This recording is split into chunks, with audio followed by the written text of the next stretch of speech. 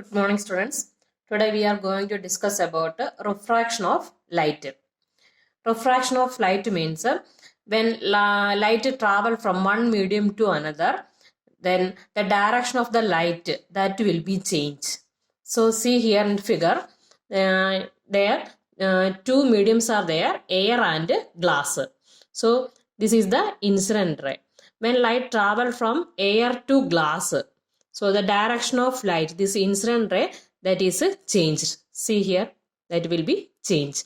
Then again the light rays that comes out from glass to air. So again the direction will be changed. So this phenomenon is called refraction of light. Refraction of light produces many interesting phenomena. Example, a pencil half dipped in a glass of water then appear bent inside water. See here, the portion of pencil which is immersed in the water, that portion that is bent. So this is the example for refraction of light, and more details you will study in higher class. And another example also given in the book, a coin placed at the bottom of a container filled with water appears raised above the bottom of the container. The position of the coin, that will we feel like it is raised up, the position that is raised up.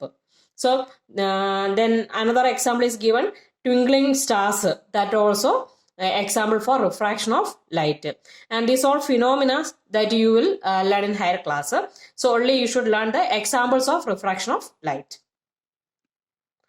Next we are going to discuss about dispersion of light. You know that the light coming from sun, that is called white light, and that white light is the combination of 7 colors. VIBGYOR, 7 colors. So VIBGYOR, each letters we denoted each colors. V stands for violet, I for indigo, and B for blue, G for green, Y for yellow, O for orange, and R for red. So these are the colors contained in a white light. When the white light is passed through a transparent medium, here it is a prism, then this white light split into 7 colors. The white light from the sun or any source. So when the white light enter into the prism, then the white light split into 7 colors. So reason for that, different colors having different speed, according that it will be split. So split into 7 colors. Then it gives band of colors, and this band of colors is called spectrum of light. Then phenomena of splitting of white light into 7 colors or constituent colors is called dispersion of white light. Okay. Then example, natural rainbow is the example for dispersion of light, and you may observe that this spectrum of light in fountain, no, there also we can observe. Next we are going to discuss about a human eye. So this is the figure of human eye, and first one, sclera. Sclera means outermost hard covering of the eye. So this portion, that is called sclera. And next, cornea. Cornea, that is the this portion is cornea, the transparent part bulging out of the eye. So it is bulging out. This area is called cornea. And behind the cornea there is a iris and pupil is there. Iris means this is called iris. Okay, and in between this iris one space is there, that is called pupil. Then the pupil is the dark circular opening in the center of the iris. Then this iris regulate the function of the iris. It is regulate the amount of light entering the eye by controlling the size of the pupil. So that is a function of iris. This iris will be regulate the amount of light enter to our eyes by controlling the size of pupil. If it will be, it comes near, then the size of the pupil will be less. Then when it relaxed position, it goes to relaxed position, then pupil size of the pupil that become more. So like that way, it will control the amount of light enter to our eyes. And next portion, eye lens. Behind the pupil, there is eye lens is there. So it is a convex lens. Okay. Then this convex lens that will focus the image. That it will helps to focus the image on retina. Behind the lens, there is retina is there. On the retina, the image will be formed. So this eye lens that is holded by ciliary muscles. Ciliary muscles, here it is written. Ciliary muscles here. So with the help of ciliary muscles, it will adjust the focus of this lens.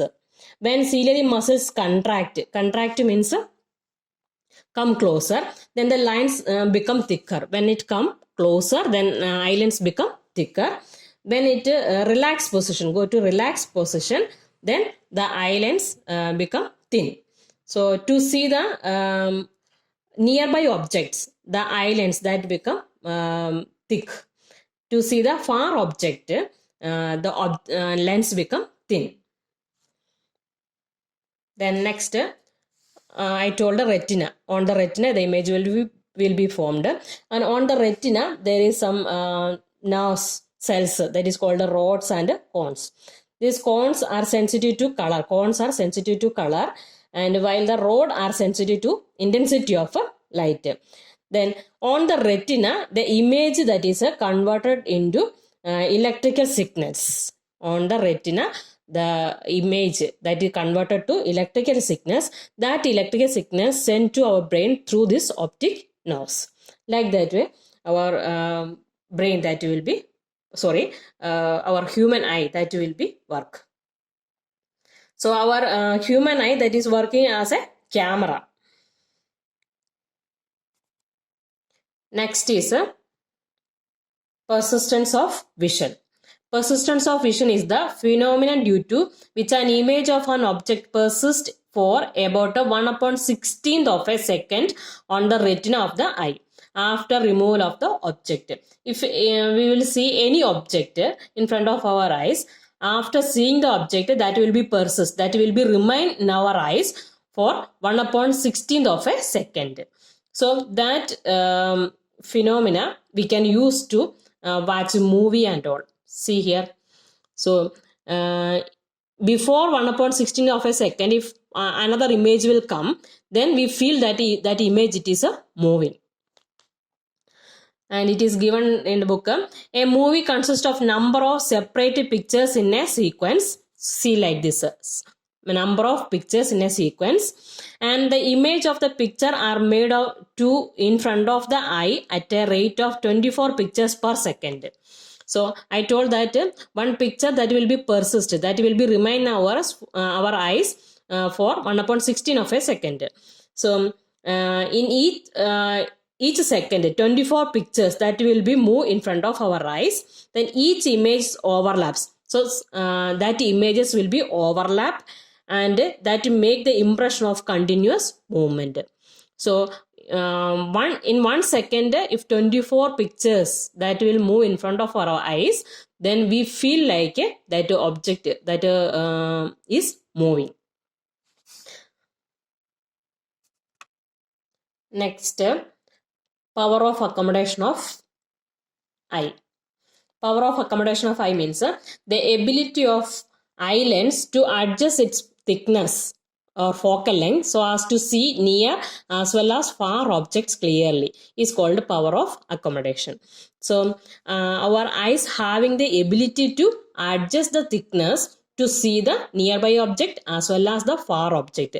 That ability is called power of accommodation of eye. And to see the near object clearly, so near point is there, that is 25 centimeter.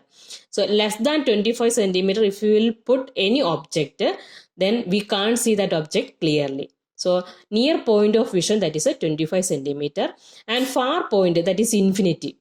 So that is why we can see the stars and all. So far point of view, that is a infinity, but near point of view, that is 25 centimeter. If we will place any object less than 25 centimeter, we are not able to see the object clearly.